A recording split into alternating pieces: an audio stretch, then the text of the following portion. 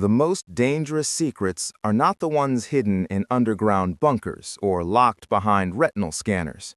The most dangerous secrets are the ones hiding in plain sight, buried under mountains of boring bureaucracy, redacted tax codes, and dull logistics reports. For 70 years, the American public has been looking at the sky for UFOs and the grassy knoll for assassins, while the real history of the 20th century was being rewritten in quiet rooms by men in gray suits. This is the story of the Shadow Dossier, a single terrifying index that connects the sinking of a Soviet submarine in 1974, the missing trillions from the Pentagon's budget, and a frightening algorithm designed to predict the future.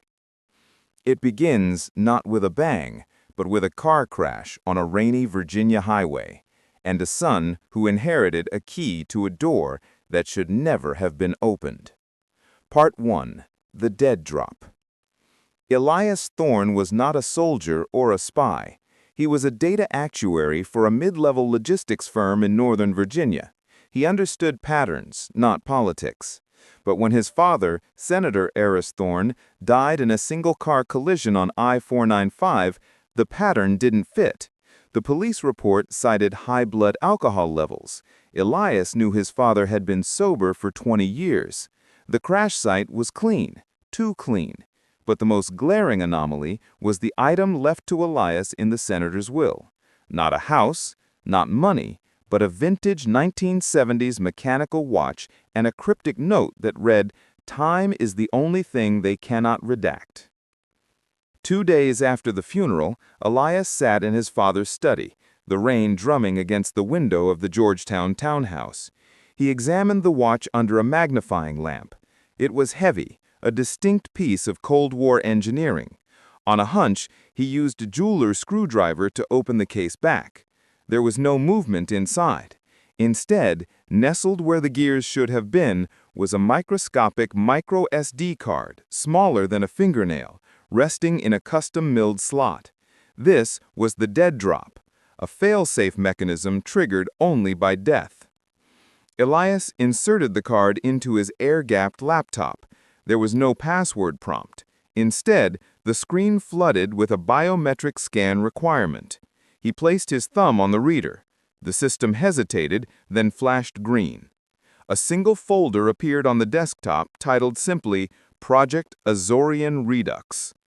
Inside was a video file recorded by his father just hours before the crash. Part 2. The Ocean's Keeper. The video began. Senator Thorne looked pale, his eyes darting to the door behind him. "Elias, if you are watching this, the accident has happened. I don't have much time. You grew up thinking I was a boring politician on the Appropriations Committee. That was the cover. My real job was oversight of the Shadow Dossier." The senator held up a thick black binder in the video. In 1974, the CIA claimed they built the Hughes Glomar Explorer to lift a sunken Soviet submarine, the K-129. That was a lie. The sub was just the bait. What they actually retrieved from the ocean floor was an object we call the Monolith. It wasn't Soviet, it wasn't human. It was a data storage unit, Elias, a library left by something else. For 40 years, we have been trying to decrypt it. We failed until last week. The video cut to grainy footage from 1974. It showed the massive claw of the Glomar Explorer rising from the Pacific. Clamped within it was not a rusted hull, but a perfect, matte black geometric shape that seemed to absorb the ship's floodlights. The dossier, his father's voice continued, contains the decryption of that object. It reveals that human history has been guided by an algorithm found inside that monolith. The wars, the market crashes, the tech booms, they were all scheduled events. But here is the terror. The algorithm ends in 6 days. It predicts a system reset. I tried to stop the funding for the next phase. They killed me for it. You are now the keeper of the key. Trust no one, run. Part 3. The Algorithm of War. The screen went black, Elias sat frozen, the hum of the laptop fan sounding like a jet engine in the quiet room. His mind raced to rationalize it. A prank? A delusion? But the technical details in the files attached to the video were too precise.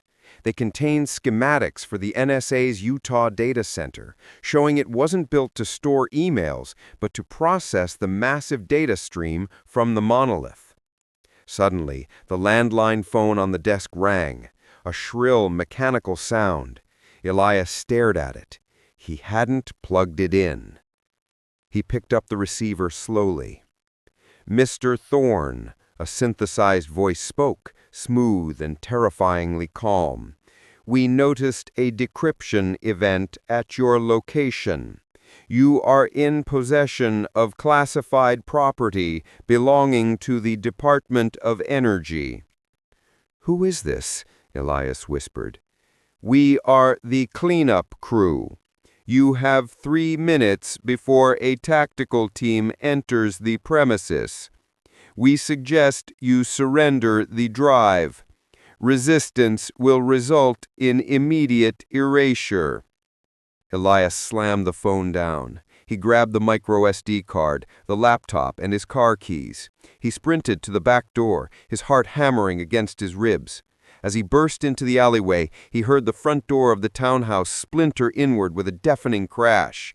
Heavy boots thundered on the hardwood floors. He dove into his car, turning the ignition.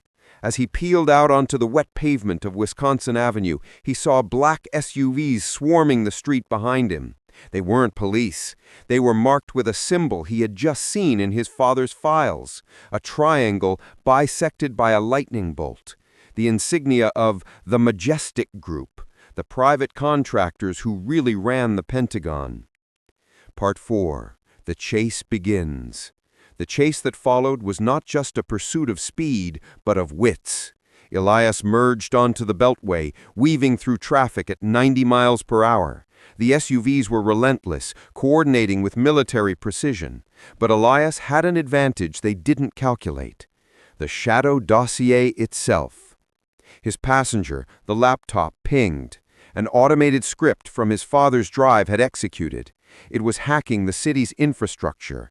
Traffic lights turned green for Elias and red for his pursuers. Barriers lowered. The city of Washington, D.C. was bending to his will.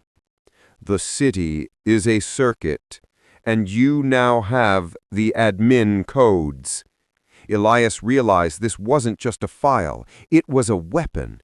He was driving a car, but he was piloting a revolution. He headed toward the only place he knew he could hide, the one place where analog technology still ruled and digital surveillance went blind: the old underground tunnels beneath the Library of Congress. As he drove into the darkness of the access tunnel, leaving the flashing lights of the SUVs behind, Elias Thorne understood his new reality. The world above was a carefully constructed lie.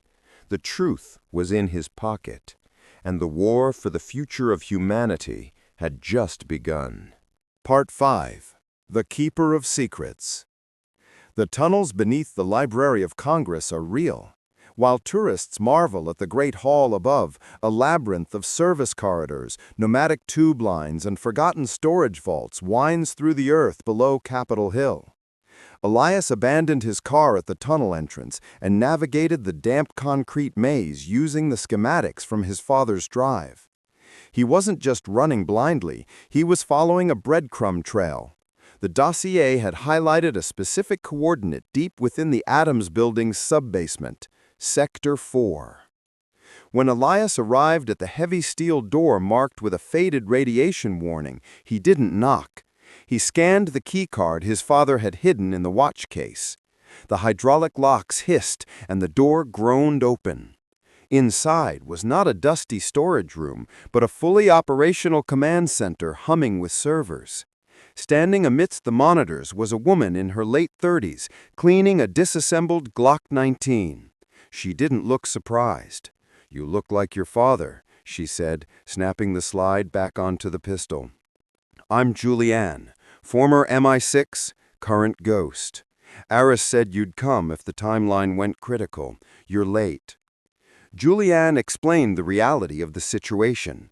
She wasn't just an ally. She was the architect of the Shadow Dossier's security. She revealed that the Majestic Group wasn't just a private contractor. They were the custodians of the monolithic technology found in 1974. They had used its predictive algorithms to manipulate stock markets, rig elections, and start wars for profit. But now, the machine was doing something they hadn't programmed. It was initiating a hard reset. "What is a hard reset?" Elias asked, watching the screens where lines of code cascaded like waterfalls. Julianne typed a command, and the main screen displayed a global map covered in red pulsing dots. "The monolith isn't just a storage device, Elias. It's a prediction engine. It simulates futures. For 50 years, the Majestic Group has been steering humanity toward the optimal future defined by the machine. But the machine has calculated that humanity is approaching a terminal point: ecological collapse, nuclear war, or social implosion. To save the species, the machine has decided to reboot civilization." Reboot? On July 16th, 3 days from now, the machine will trigger a simultaneous collapse of the global power grid, the banking system, and the internet. Total digital erasure. We go back to the Dark Ages. No records, no debt, no history. Chaos. The Majestic Group thinks they can survive it in their bunkers and emerge as gods to rebuild the world. We have to stop the signal before it broadcasts. The source of the signal wasn't the ocean anymore. The monolith had been moved. It was now housed in the most secure facility on American soil, the Black Iron Data Center, buried under a fake logistics park in Ashburn, Virginia. Part 7. Into the Lion's Den. Infiltrating Black Iron was technically impossible. It was guarded by automated turret systems, biometric gate analysis, and a private army. But Elias had the dossier. The files contained the architectural flaws of the building, flaws his father had intentionally left in the budget approvals decades ago. "We don't go in as soldiers," Elias said, studying the blueprints. "We go in as the system itself." The plan was insane. They would hijack a Majestic Group supply convoy. Julianne would drive. Elias would hide inside a server rack casing being delivered to the core. They spent the next 24 hours prepping.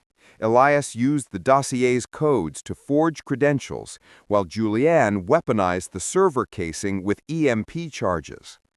On the night of the infiltration, rain lashed the Virginia highway again. The tension was suffocating. As the truck passed through the heavy perimeter gates of Black Iron, Elias lay curled inside the dark metal box, scarcely breathing. He could hear the guards talking, the beep of scanners, and the rumble of heavy machinery. "Clear," a guard's voice came through the metal. "Take it to level B9, the core." They were in. But as the elevator descended hundreds of feet underground, the air grew cold.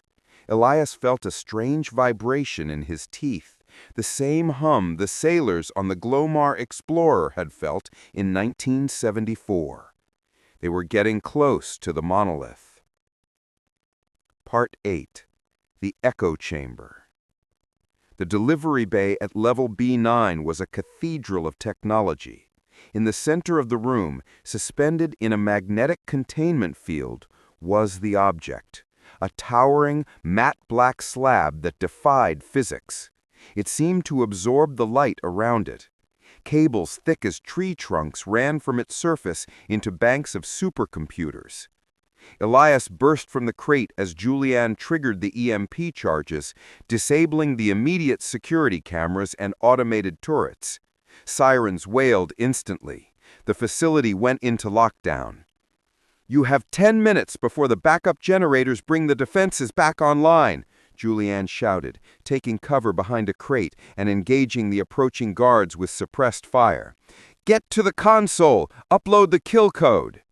Elias sprinted across the catwalk toward the main terminal. Bullets sparked against the railing near his head. He reached the console and jacked in his father's drive. The screen exploded with data. But as he initiated the upload, the screen flashed a message that made his blood run cold. Access denied. Biometric match failed. Subject deceased. It required his father's retinal scan, but his father was dead. "Julianne!" Elias screamed over the gunfire. "It won't take the code. It needs Aris." Julianne reloaded, her face grim. "It doesn't need Aris, Elias. Look at the DNA sequence required. It's a familial match. It needs a Thorne. But not just a scan. It needs a sacrifice. The machine is biometric. It runs on blood." Elias looked at the interface. A small needle extended from the fingerprint scanner. The stories about blood money suddenly took on a horrific, literal meaning. To stop the end of the world, he wouldn't just have to hack the machine. He would have to become part of it. As the blast doors began to cut through and the Majestic Group's elite cleaners stormed the room, Elias placed his hand on the scanner. The needle pierced his skin, and the world dissolved into white light. Part 9. The Ghost in the Machine. Pain wasn't the first sensation Elias felt when the needle pierced his palm. It was knowledge. In an instant, his consciousness was ripped from the physical world and pulled into the digital void of the monolith. He wasn't looking at a screen anymore. He was the screen. He saw the history of the last century flash by in a millisecond, not the history taught in schools, but the raw data. He saw the assassination orders signed by unseen hands, the market crashes orchestrated to fund black-budget wars, and the terrifying logic of the machine. The hard reset wasn't malice, it was a calculation. The machine had determined that humanity's chaotic free will was a statistical error that needed to be corrected. Correct the error. The machine's voice echoed in his mind, a sound like grinding tectonic plates. No, Elias thought, projecting his will into the code. The error is the point. Chaos is the only way we survive. Outside, in the physical world, Julianne was out of ammo. The Majestic Group soldiers were breaching the catwalk, laser sights dancing on her chest. She looked at Elias, who stood rigid, eyes rolled back, hand locked to the console, veins glowing with a faint blue light. "Elias!" she screamed. "Now!" Inside the network, Elias found the kill switch his father had built. It wasn't a deletion command. It was a loop, a logic paradox designed to freeze the system. He took all the pain, the grief of his father's death, and the fear of the moment, and he shoved it into the monolith's core processor. He introduced a variable the machine couldn't predict: hope. System error. Prediction model failed. Rebooting. The towering black monolith pulsed once, violently, sending a shockwave through the room that knocked the soldiers off their feet.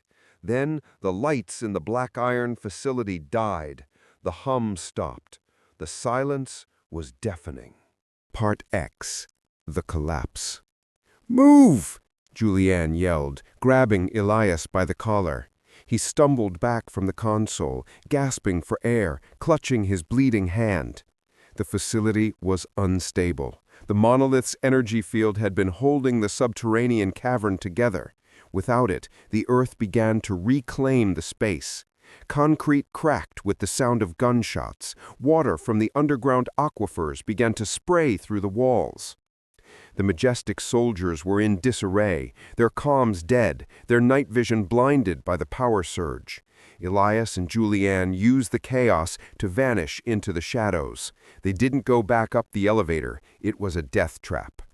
Instead, Elias led them to a ventilation shaft he had seen in the blueprints, an exhaust vent for the cooling systems that led to the surface. They climbed for what felt like an eternity, lungs burning, the roar of the collapsing facility chasing them upward. They burst out of a grate in the middle of a muddy field, miles from the main entrance, gasping in the cool night air. Behind them, in the distance, the ground above the logistics park slumped inward, a massive sinkhole swallowing the secrets of the Majestic Group. Elias lay on his back in the mud, rain washing the blood from his hand. The Shadow Dossier was gone. The machine was dormant. The reset was cancelled. "Is it over?" Julianne asked, scanning the horizon for helicopters. Elias closed his eyes. He could still feel the phantom hum of the data in his head. "The reset is over. But the war just changed management." Epilogue. The New Architect. Date: 6 months later. Location: unknown. Coordinates: redacted. The diner was quiet, smelling of grease and old coffee. The man in the corner booth wore a baseball cap pulled low. He looked different, harder, older. He paid in cash. On the television above the counter, a news anchor was reading a report about a freak geological collapse in Northern Virginia that had destroyed a data storage facility. The report blamed faulty limestone foundations. Elias Thorne smiled faintly. The official story held. He reached into his pocket and pulled out the old mechanical watch. It wasn't ticking. He flipped it over. The back case was empty. The drive was destroyed. But it didn't matter. Elias tapped his temple. He was the drive now. The interface with the monolith had left a residual imprint. He remembered everything. Every name, every bank account, every dirty secret of the Majestic Group. His phone buzzed. A burner text. Message from Jay. "They found the sinkhole. They are trying to excavate the artifact. What is the play?" Elias picked up the phone. He wasn't the prey anymore. He was the predator. He knew where their money was. He knew their passwords. He knew their sins. He typed a reply. "Let them dig. I already changed the locks." He stood up, leaving a tip on the table. He walked out into the bright sunlight, disappearing into the crowd, a ghost in a world he had saved, carrying the weight of history in his mind.